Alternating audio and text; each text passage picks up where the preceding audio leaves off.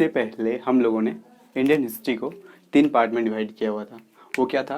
प्राचीन, मध्यकालीन और आधुनिक। प्राचीन मीन्स एंशिएंट, मेडिवल और मॉडर्न में। देखिए, ये पहला पार्ट था हमारा हिस्ट्री का, जिसमें हम लोगों ने इस सारे चीज़ों को थोड़ा थोड़ा करके डिस्कस किया हुआ था। अब कि हम लोगों ने थोड़े थोड़े ब्राइट मतलब कि डिटेल्स में जाके अब पढ़ना है, तो हम एंशिएंट को अभी नहीं पढ़ेंगे, मेडिवल को भी नहीं पढ़ेंगे। हम स्टार्ट करेंगे मॉडर्न से, ठीक है? मॉडर्न हिस्ट्री से हम स्टार्ट करेंगे। क्यों?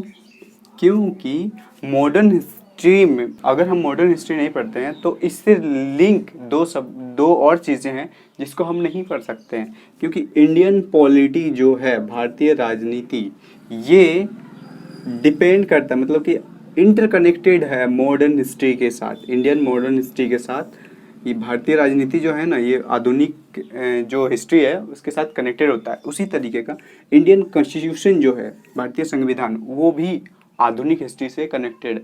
इसीलिए मैं ये सोच रहा हूँ कि सबसे पहले हम मॉडर्न पढ़ लेते हैं, ठीक है? मॉडर्न पढ़ देंगे, क्योंकि मॉडर्न जब पढ़ेंगे तो हमें ये सब भी समझ में आने लगेगा। जब हम ये स्टार्ट करेंगे इंडियन पॉलिटी और इंडियन कॉन्स्टिट्यूशन, तो ये समझ में आने लगेंगे। इसलिए हम सबसे पहले स्टार्ट करते हैं मॉडर्न। देखिए, इससे पहले जितने भी वीडियोस थे मॉडर्न में, आप लोगों ने देखे होंगे कि मॉडर्न इंडिया स्टार्ट होता है मुगल काल के समाप्ति, ठीक है? एंड ऑफ मुगल काल जब समाप्त हो रहा था, उस टाइम से लेके हमारा देश आज़ाद होता है तब तक। तो देखिए, एक पीरियड्स था। स्टार्टिंग आपका कहाँ से होता है कि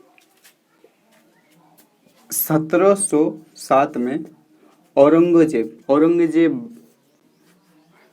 का मृत्यु होता है। इससे पहले उसके कुछ शासक थे जिसका नाम आप लोगों को पता होगा। हाँ, जैसे कि ये 4 शासक पहले ही थे, बाबर, हुमायूं, अकबर और शाहजहां। ये सारे के सारे फेमस राजा थे। इस टाइम ग्रोथ पे थे मुगल।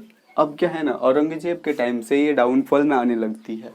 1707 में ऐसे भी औरंगजेब ने क्या बोलते हैं, इंडिया में काफ़ी हिंदुओं के साथ बहुत ही ज़्यादा गलत भी बर्ताव किया था। ये हिस्ट्री में पूरी तरह से पता चल जाता है।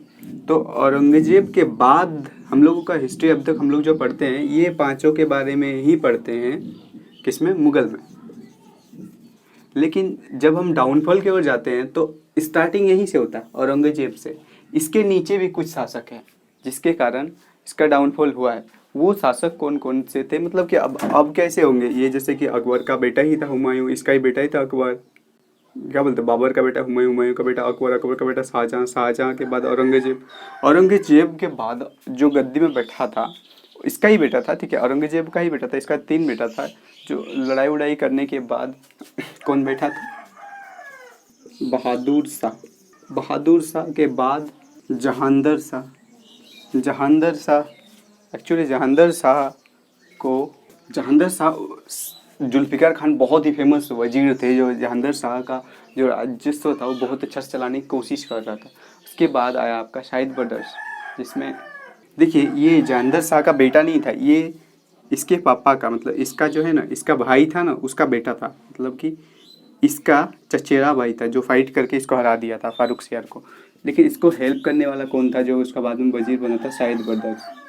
फारूक सियार से नहीं बना ना, तब इसरो ने इसका बेटा को फिर से राजगद्दी में बैठाया था, जिसका नाम था मोहम्मद शाह। इसको भी शाहिद ब्रदर्स हेल्प किए थे,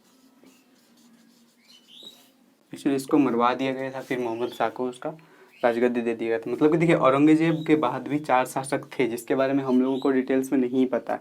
बहादुर शाह, जहांदर शाह, फारूक सियार और मोहम्मद शाह, ठीक है? ये सारे 4 जो है और मुगल के बादशाह थे। तो इन सब के बारे में हम डिटेल्स में पढ़ेंगे। ध्यान से देखिएगा कौन कौन: बहादुर शाह, जहांदर शाह, फारूक सियार और मोहम्मद शाह, ठीक है?